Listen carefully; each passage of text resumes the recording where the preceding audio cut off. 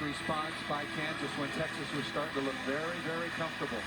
I want to remind everybody that the 19th annual FIBA Women's Basketball World Cup starts this week in Australia, and the star-studded U.S. team takes on China in a preliminary round matchup Friday night at 12:30 a.m. Eastern Time, 9:30 Pacific on ESPN2. And the U.S.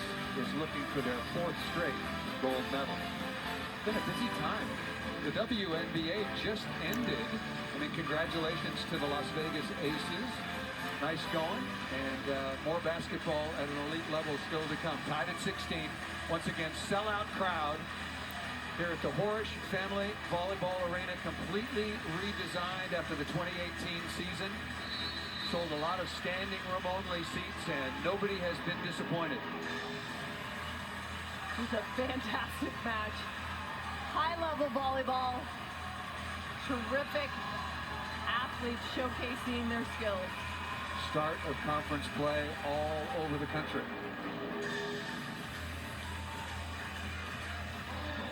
McCarthy again back at the line out of Rancho Mirage, California, tied at 16. How will Texas respond? Perfect pass. And right on the sideline, and you're going, what?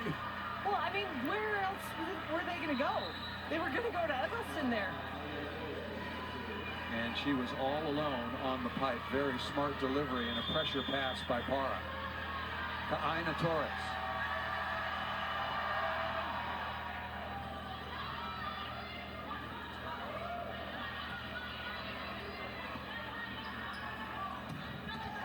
Good swing that time. Melanie Parra ripping from about 8 feet off the net. She's got a dynamic arm swing. Does a really nice job with different swings. We see it in the serve as well as off the net. It doesn't have to be a perfect set, and she's able to get a lot of power.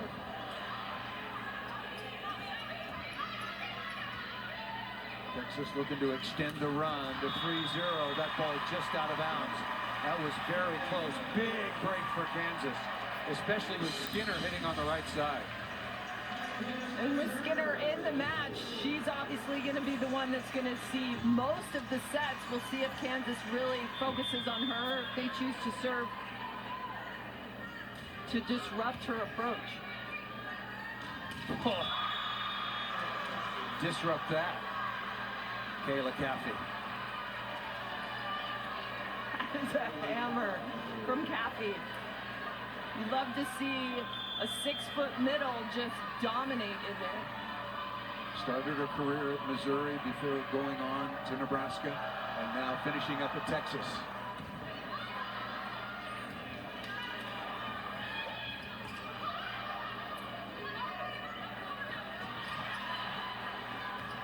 Smart shot, but just out of bounds. Wow. That was really good work by Skinner to keep that ball alive, and I thought Eggleston made a good choice. The whole play was very well managed, and just missing that, and very uncharacteristic unforced error. Eggleston had really come on offensively. Eggleston leading all players in the match with 22 kills. Skinner was 17. Easy serve. And misplayed that time. Tough chance by Aina Torres. The pass was a little bit tight. Aya El Nadi, the redshirt freshman out of Egypt, leading the way offensively for Kansas, as now Texas calls timeout, tied at 19. Kansas won the first 2 sets, identical score of 25-23, easy win in the third. For Texas, 25-18. This one's been close. Texas got out quickly. What turned it around for Kansas? I think they've just been relentless defensively and waiting for their moment. And I think volleyball in general, it feels like a roller coaster at times, especially momentum. And teams have to be patient and ride that momentum swing. Kansas didn't get flustered when Texas really found their rhythm. They just waited and kept that pressure on, and then eventually the tide came back to them.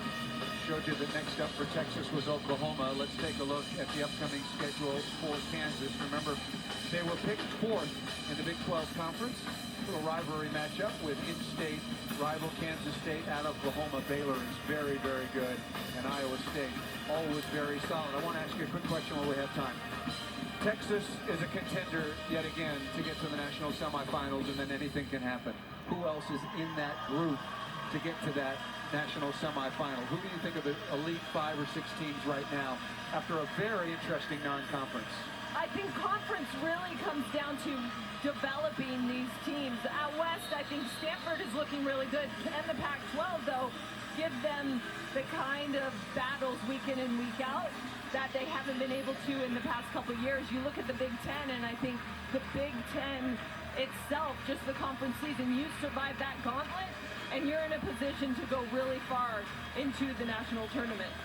So we're talking Nebraska, Wisconsin, Minnesota. Did Wisconsin lose too much off of last year to truly be a contender again? I think they are always, they kind of just reload, and they're definitely in the mix, and especially given that they've already been there. There's something about that regional final. That is a really tough match, and once you've kind of broken that barrier, I think it's easier to get back. Good set to the right side, but by Turner in the cross court. Tied at 19 coming out of the timeout. Right side again, and blocked, but out of bounds. Texas being really patient right now. They have to take a couple swings to win a rally, but they're finding a way and just working their way until they get it. Fleck back to serve, leading the way with 16 digs. Tough serve. That was a magnificent swing by Alnati from behind the 3-meter line. A lot of outside hitters can score in system, meaning it's a perfect pass, perfect set. Elite players can score when it's not perfect, and she found a way. Said in our conference call with Coach Bouchard, she reminds me a little of Brazil's Gabi Guimarães, and trust me, that's a compliment. Oh, good smart shot. Off the inside hand that time of number 2 Langs. Block from Kansas. 2 times getting used a little bit, maybe feeling a little bit of the exhaustion. You've got to be really disciplined on your block. Keep sealing that net. 10 blocks through 2 3/4 sets, only 1 since, and now Texas turning it up from the service line. Little separation after 20, 22, 20. Timeout called by Kansas.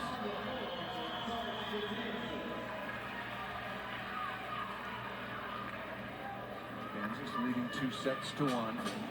Logan Eggleston, twice the Big 12 Player of the Year and the reigning VolleyballMagazine.com Player of the Year. Dana Retke was, of course, the AVCA Player of the Year. Eggleston having a big night. And it really can't talk too much about Logan Eggleston and what she means to this team. She's taken 54 swings in this match alone, but she really is the glue on the floor, and is so important for all these new players that have come into the program. She's the one kind of determining what kind of team they're going to be, and a lot of the players come in and say, hey, we want to win for Eggleston because she is such a fantastic person as well as a player, and I think that's really unique. Coach Ellett was saying, I will invest in anything she chooses to do in her life. Whatever direction she goes down, he's all in, because he just has so much faith in her as a human. Well, Coach Elliott wants to invest in her, and she has certainly invested in the University of Texas and this team, and why she wanted to come back for a 5th year and go for a national championship. And what an interesting story. Aya Alnati, 5'10" redshirt freshman out of Cairo, Egypt, didn't play last year because of injury, but she's going to have an impact on this season for Kansas and throughout the Big 12. And she's so fun to watch. Definitely a fan favorite, given that arm from behind the service line. She's just going to hammer, and every time she goes up to swing, so much energy, so much power. Really exciting player. Langs up front now with London Davis. Kansas needs a perfect pass right here. Texas by 2. Looking to force a 5th set. What a dig that time by Halter. Poor set in transition, kept alive by O'Neal.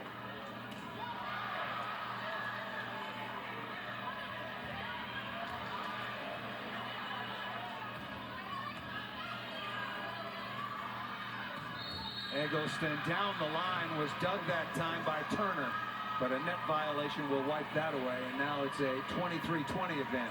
And the patience of Texas throughout that play, you could see them go antenna to antenna, back and forth, all along the net.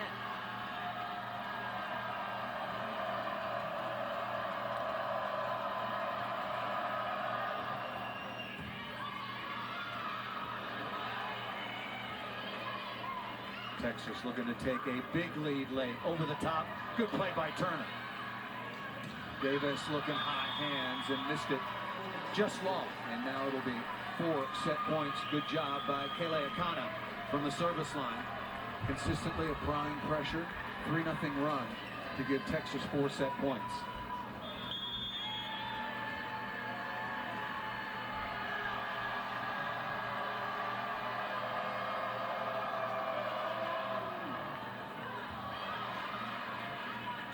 El Nadi for number 17, kill number 13. 1 set point saved by Kansas. What a swing, but that consistent pressure. Kansas wants to get the tempo and the momentum back on their side. Kirsch, defensive specialist, back to serve. Tough one down the line. Service ace. Maybe a timeout for Texas. Well, I think even regardless if this goes to a 5th set, momentum is everything in a 5th set. And so Kansas really wants to get all of that offense on their side. Just check the graphic. Thank you very much. No timeouts for Texas. Forgot they had taken their second. Good block touch by El Nadi.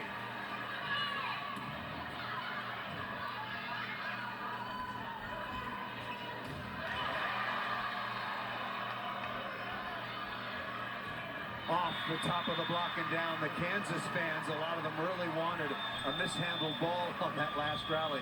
But first contact, as long as you don't carry or lift it, you can just gap it up there. And so Texas able to close it out 25-22. And as we mentioned, what a start to conference play here in the Big 12 in Lawrence and all around the country. Number 1 Texas comes back to force a 5th set against Kansas.